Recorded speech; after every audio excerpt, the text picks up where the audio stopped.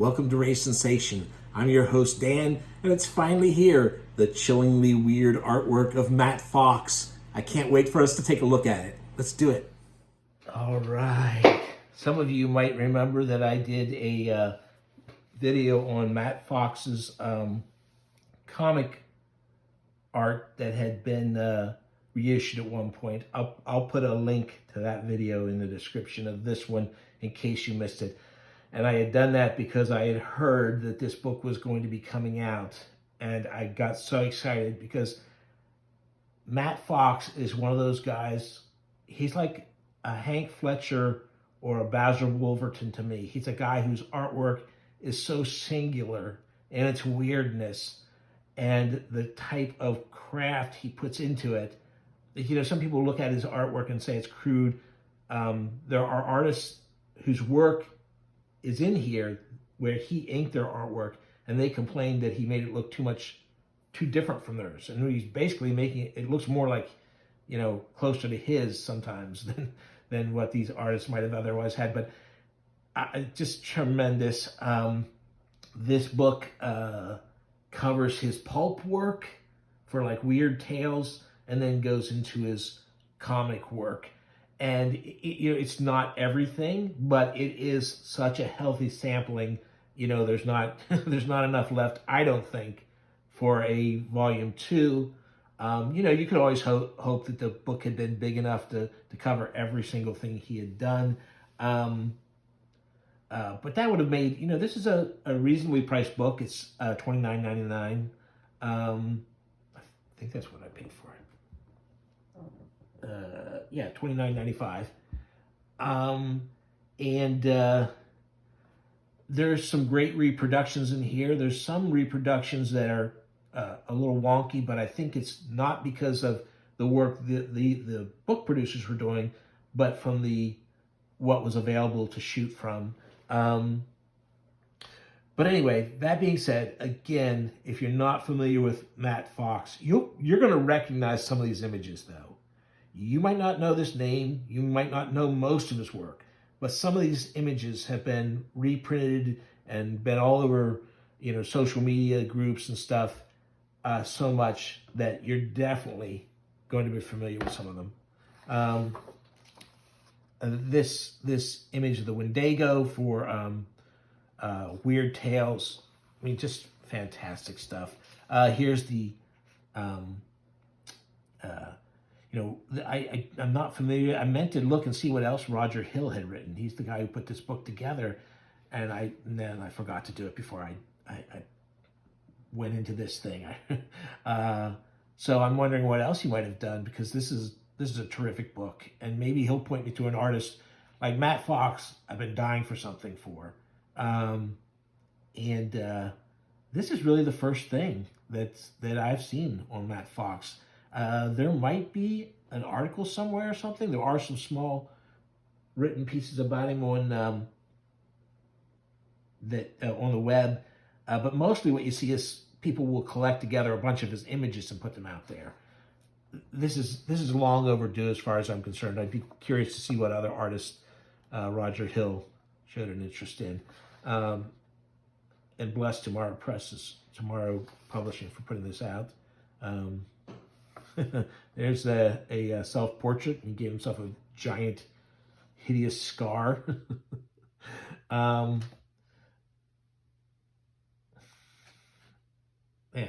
yeah. So I'm not going to go into his, you know, I'm not going to go into his history and stuff. That's what you buy the book for. I'm just going to flip through and show you some of the images, talk a little bit about them, and hopefully get you interested. Here's some early stuff that he did. He wanted to do a daily strip. That's what most people who are interested in cartoons wanted to do at the time, because that's who got the respect. And also, some of those guys were filthy rich. There was a lot of money in newspaper strips. This is a really funny one, because this is, he wanted to do a comic strip about an undertaker. So that tells you where his mind was as far as that goes. Here's some early artwork of his. This, I did not know about this. This is apparently in the 70s, he was trying to put together a book that was going to be called Beelzebub's Book that never came to fruition. That makes me really sad. Look at that. This is in the 70s. He hasn't dropped a step. That's tremendous work. And it still has that energy of that early young guy doing stuff. That's just terrific. It makes me really sad that that didn't come to be. There he is. It says there was a series of 6 photographs were taken of him showing how he did his etchings. And here's one of the etchings he did. And that's from 1942. And they go, note the eerie coloring of the eyes. That is just terrific. Those are fantastic. Here's some different illustrations he did. This is great. This is great. This reminds me of when in the Outlaw comics, when they want to show people in the down and out and stuff. I mean, that's the way you would do those figures. It's great.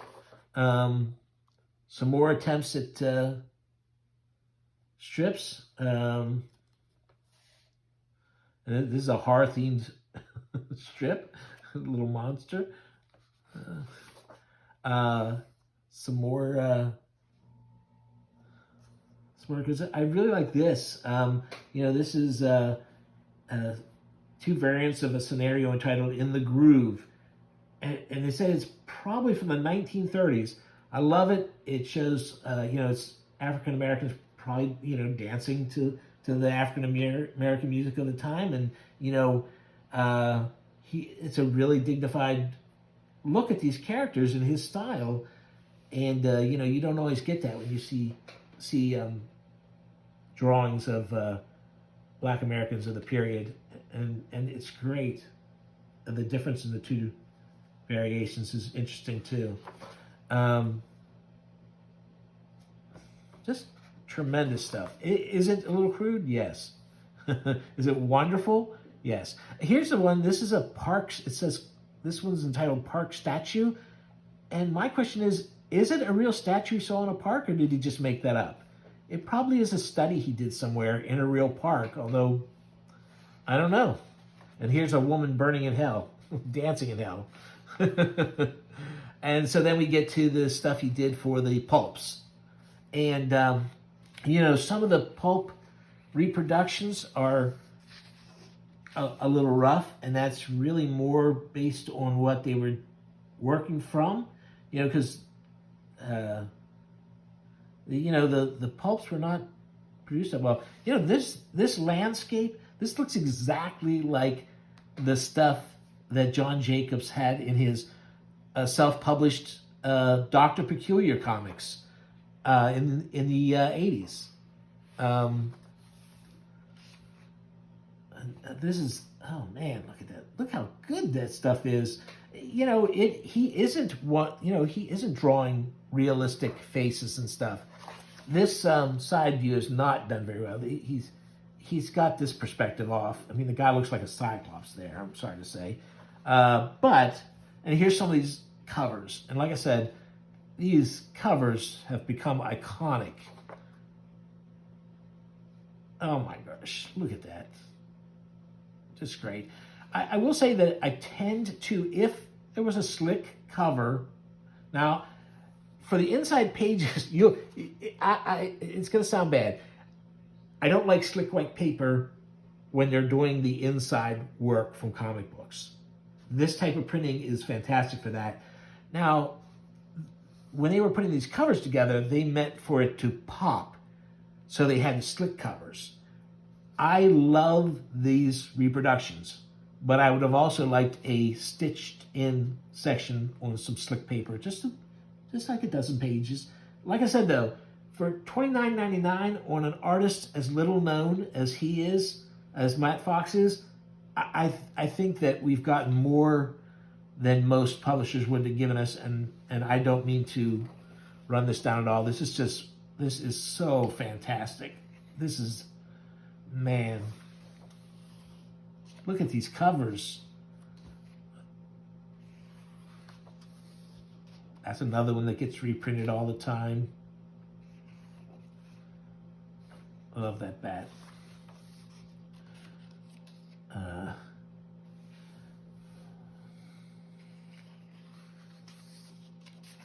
Just tremendous stuff. Look at that.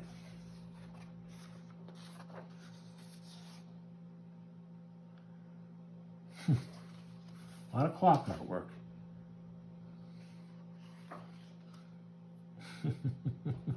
What a menagerie. He was great at drawing these scenes with a lot of monsters milling around. And there's the an inside illustration for that one cover and stuff. Several of these are illustrations. That is fantastic. I wish that was a comic. I wish that wasn't just one thing. I'd love to see a comic with that character. And this would be a giant, you could do a splash page or just have that be, oh, that would be so great. So much good stuff in here. Let me go a little faster. I'm taking too long for this. Man, the imagination of this guy is just so... Look at that.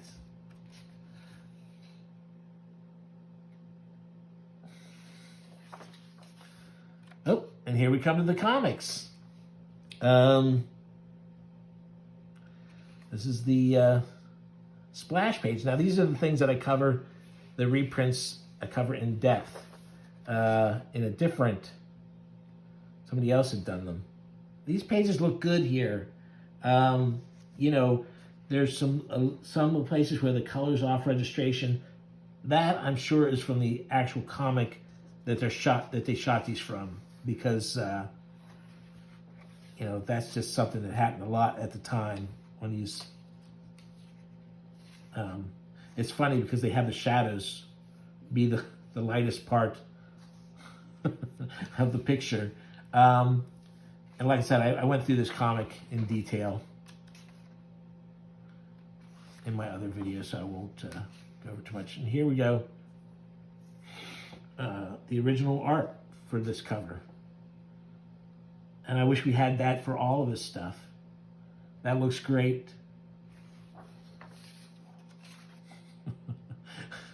Whenever they used to put this in the galleries, like I said, you'd see galleries of his artwork, and they would have this. I would be like, what the heck? There's no monster. Why would you hire him to do a cover with no monster? Here we go. Some of this is his work, but a lot of the stuff here is him inking other people.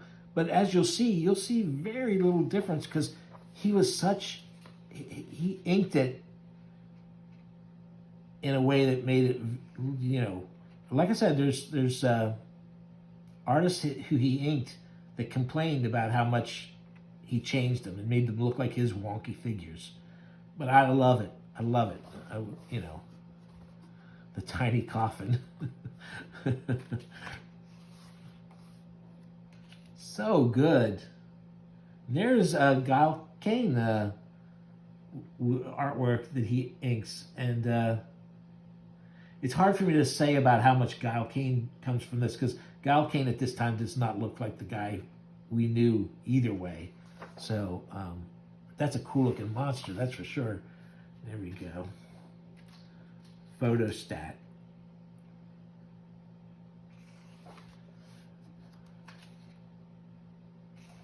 So just lots of splash pages from the stuff. This is Larry Lieber artwork with Matt Fox inking. So these stories now, they're not they're about to start reissuing these yet again. Fantagraphics is reissuing a bunch of this early Marvel stuff before they were Marvel comics. So there should be some good reproductions of the entire stories soon. And this is later work. Monster Parade. I forget Monster Parade.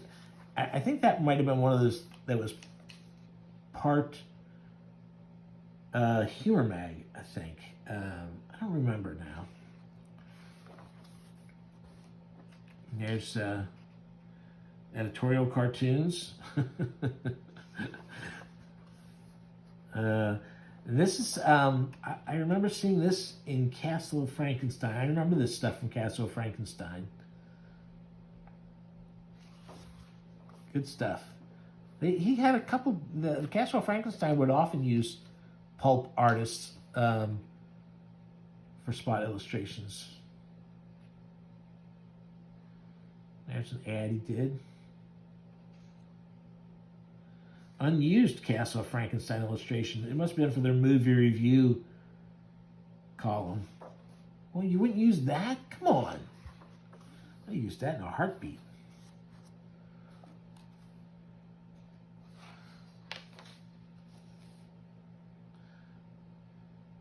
Huh. And this is a piece of artwork he did in 1974. When he was trying to get that book done.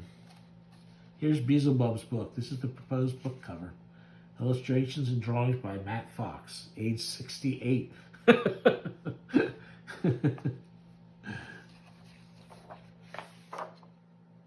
these. Why couldn't this? Well, I mean, who knows? Maybe this is most of what he would have in this book. That looks like those cat people, those werecat people from that brother and sister incest movie that Stephen King wrote. What the heck was that called? I forget. Anyway, I don't know why I thought of that. Burn Witch Burn?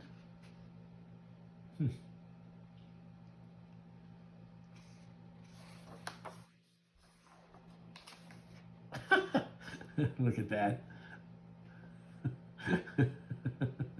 This looks like something more out of the Underground comics.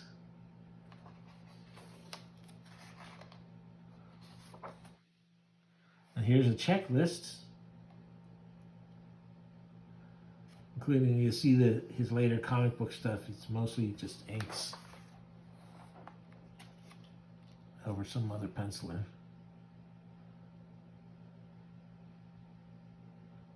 Magazines,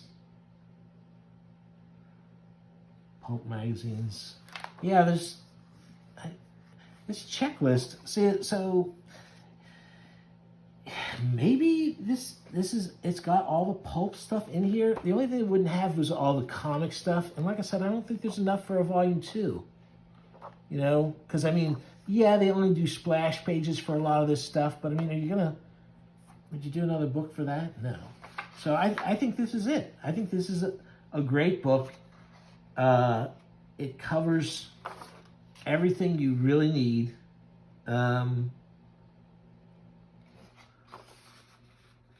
Here's some other Tomorrow's Press stuff. Boy, was this worth the wait?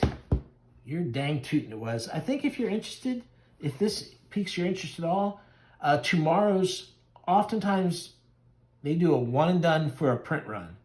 A lot of their stuff, no matter how good it is, goes out of print really quick. I would recommend you buy this sooner rather than later if this seems to be in your wheelhouse at all. And I definitely think it's worth having in your collection.